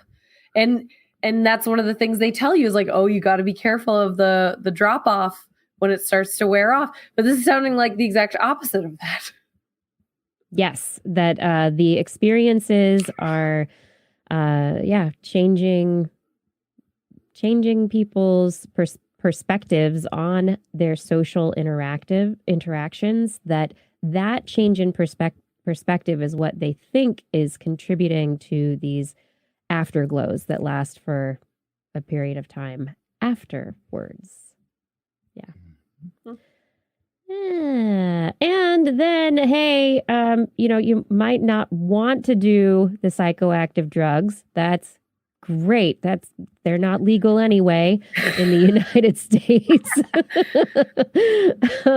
But we stress out a lot in this country, and I don't have a solution for that stress, but I can tell you that science has finally determined that yes, stress makes you go gray. Yes, from a published article in Nature this week, researchers found, and this is actually very interesting, the mechanism behind how it turns the hair gray is very interesting, because you would think that, stress hormones, the cortisol increases in your body would potentially be affecting the melanocytes or the cells that cause color to be in your hair. And that's not how it works. What's happening is that stress is activating sympathetic nerves, and sympathetic nerves are releasing noradrenaline, otherwise known as norepinephrine. The norepinephrine is causing melanocyte, these melanin-producing cells in the follicles of the hairs, causing the melanocyte stem cells that are basically in a non-proliferating state. They're not dividing, they're not making color, whatever, they're not doing anything. They're just like, we're sleepy, we're quiescent, hello. They get zapped. It's like bing, bing, bing, norepinephrine, and they go, I gotta grow. And so they get busted out of their quiet state. They start dividing and proliferating, and basically they run themselves out. So stress depletes your melanin producing cells in the follicles of your hair through nerve signaling. It's the nerves, you're activating, or sympathetic nerve fibers are releasing a positive feedback neurotransmitter that's making stem cells do their thing. Yikes. Just a bang and bust, huh? Yes. Yeah. So if you can avoid the stress, you will not cause those stem cells to deplete, and they will be around longer, and thus you will be able to hold on to your natural color for a longer period of time. Just take a chill pill. Take a chill pill. Still stress, but the mechanism I thought was pretty cool. Yeah. Very interesting. That's like an old wives' tale that's true. Yeah. Blair, what happened? What's going on with your last story here? Oh my goodness. Wolf puppies spontaneously fetch. Oh, yeah? Yes. This was a study where there were 2 wolf litters. Then they were just kind of seeing how puppies interacted with humans in different environments throughout their life. And then they tested, so 2 wolf litters just kind of paid no attention to the humans, but it was actually 3 test groups. The third litter, some of them went for a ball when a human threw it in a test space, and then responded to social cues to bring it back. So basically, like if I gave you a dog you've never met before who didn't know how to play fetch, if you threw a ball, it would instinctively run after that ball. And if you went, come here, bring me the ball, that dog would have a high likelihood of bringing that ball right back to you. But as we all know, certain dogs just can't fetch. That's fine. Anyway, wolves, some wolf puppies, it was again a very small group. This was a test on 13 individuals. So 3 of the 13 spontaneously would fetch with stranger encouragement. And so this is a small group, but it is still proof that the wolves have the capability somewhere in there to read the social cues of a human, which is kind of counterintuitive to a lot of what we talk about with wolves. And it's counterintuitive to the idea that wolves and dogs, this is their main difference, is that dogs are oriented towards humans and wolves are not. However, it kind of makes sense that if there's a small group of wolves that inherently have this ability to read human cues, that would track, that would create a self-selection that could lead to the evolution of dog. Yeah, sure. But does it even have to be a small subset of them? You know, maybe or actually thinking about our previous, excuse me, conversations about personality types. Mm-hmm. There's no reason that different wolves wouldn't have different personalities. Yeah, absolutely. And so those different personalities are variants, just like coat color, tail length, or whatever. And so that can be selected for either just naturally based on natural pressures or by other pressures, like the fact that being able to read a human cue gets you free dinner. And then, you know, whether that's a natural pressure or a human pressure, that can help kind of build that relationship and build change. Yeah. Yep. Oh, animal behavior got its start early on. Food rewards. Yeah. I will say, though, also that as a former zookeeper, lots of animals have the ability to read human cues. Whether that's inherent from the time they're a baby or not, or if they gain it over time, if they're in human care. The fact that I could call a rhino to come for a banana treat, that means there's the ability for these animals, if you're smart and you know how to associate certain beings with things. I mean, years after I stopped being a zookeeper, certain animals would run up to the fence line when they heard my voice because they recognized me as a purveyor of treats. So there's definitely there's something I think that this story is missing, which is just that we're all animals. And if an animal is smart enough to recognize linked things, if they see fun, they might take that opportunity for fun, no matter who it is or what it is. And that might be a human. More likely to be a social animal than an independent one. Yeah, definitely.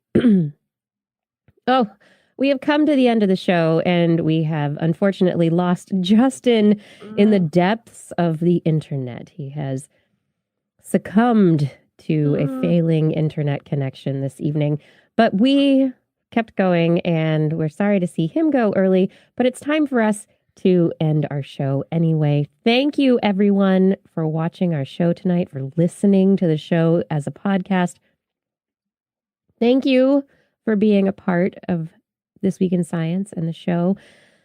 Thank you to Fada. Thank you so much for helping us with show notes and social media. Thank you to Gord for helping in the chat room and making that run. Thank you, Identity4, for recording the show so that we can have a show for podcast. And thank you to our Patreon sponsors. Thank you to Paul Disney, Ed Dyer, Andrew Swanson, Craig Landon, Ed Stu Pollock, Philip Shane, Ken Hayes, Charlene Henry, Joshua Fury, Steve DeBell, Alex Wilson, Tony Steele, Richard Porter, Mark Maceros, Bob Calder, Jack Matthew Litwin, Jason Roberts, Bill Kay, Eric Knapp, Richard Brian Condren, Dave Neighbor, Ben Bignell, Justin, Taylor P.S., Josiah Zahner, Howard Tan, Donald Mundus, Sarah Forvar, Dan K., Matt Bass, Darwin Hannon, Patrick Pecoraro, Gene Tellier, John Gridley, Corinne Benton, Adam LaJoy, Sarah Chavis, Rodney Lewis, Tiffany Boyd, Mountain Sloth, Seth O'Gradney, Stephen Alberon, John Ratnaswamy, Dave Friedel, Daryl Myshak, Paul Ronovich, Sue Doster, Dave Wilkinson, Doodles, Kevin Reardon, Christoph Zucknerek, Ashies Panch, Ulysses Atkins, Artyom, Rick Ramus, Paul, John McKee, Jason Olds, Brian Carrington, Christopher Dreyer, Lisa Suzuki, Jim Drapeau, Greg Riley, Sean Lamb, Steve Leisman, Kurt Larson, Rita Garcia, Marjorie, Gary S., Robert, Greg Briggs, Brendan Minish, Christopher Rappin, Flying Out, Aaron Luthen, Matt Sutter, Mark Hessenflow, Kevin Parachan, Byron Lee, and EO. If you would like to help make that list longer, please support us on Patreon. You can find the link at patreon.com/thisweekinscience. Thank you to all of our Patreon supporters. Next week's show will be back once again to talk about science Wednesday evening, 8 p.m. Pacific time at twis.org/live. And if you don't make it, it's okay, because we record this, thanks Identity4, and we make it a podcast. It's also on YouTube and on Facebook. So you have lots of places to find the show. Thanks for listening. We hope you've enjoyed it. TWIS is also available as a podcast. As Kiki mentioned, you can look for This Week in Science wherever you find your podcasts. If you did enjoy the show, please remember to tell your friends about it and leave a review on iTunes. For more information on anything you've heard here today, show notes are going to be available on our website, twis.org. You can also make comments, start listeners with the hosts and other listeners. You can also contact us directly. You can email Kirsten at thisweekinscience.com, Justin at twisminion@gmail.com, or Blair, me, at blairbaz@twis.org. Just be sure to put TWIS, TWIS, somewhere in that subject line, or you got it, your email will be spam filtered into oblivion. You can also hit us up on Twitter, where we are at TWIS Science, that TWI Science, at Dr. Kiki, at Jackson Fly, and at Blair's Menagerie. We love your feedback. If there's a topic you would like us to cover or address, or a topic, that too, or a suggestion for an interview, please let us know. And we will be back here next week, and we hope that you'll join us once again for more great science news. And if you've learned anything at all from the show tonight, remember, At all. It's all in your head. This Week in Science. This Week in Science. This Week in Science. This Week in Science, it's the end of the world. So I'm setting up shop, got my banner unfurled. It says the scientist is in, I'm gonna sell my advice. Show them how to stop the robots with a simple device. I'll reverse global warming with a wave of my hand. And all it'll cost you is a couple of grand. 'Cause this week's science is coming your way. So everybody listen to what I say. I use the scientific method for all that it's worth. And I'll broadcast my opinion all over the earth. 'Cause it's This Week week in science. This week in science. This week in science. Science. Science. This week in science. This week in science. This week in science. Science. Science. Science. I've got one disclaimer, and it shouldn't be news, that what I say may not represent your views, but I've done the calculations and I've got a plan. If you listen to the science, you may just yet understand that we're not trying to threaten your philosophy. We're just trying to save the world from jeopardy. Jeopardy. Jeopardy. And this week in science is coming your way. So everybody listen to everything we say, and if you use our method instead of rolling a die, we may rid the world of toxoplasma gondii. Cause it's this week in science. This week in science. This week in science. Science. Science. Science. Science. This week in science. This week in science. This week in science. Science. Science. Science.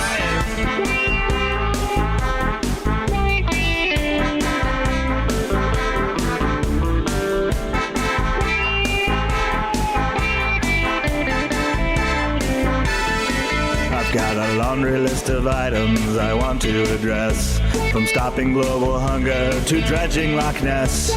I'm trying to promote more rational thought, and I'll try to answer any question you've got. So how can I ever see the changes I seek when I can only set up shop 1 hour a week? This week in science is coming your way.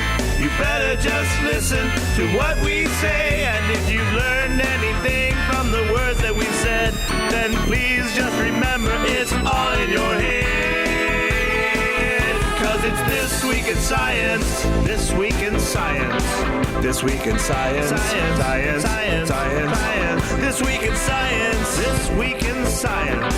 This week in science. Science. Science. Science. Science. This week in science. This week in science. This week in science. This week in science.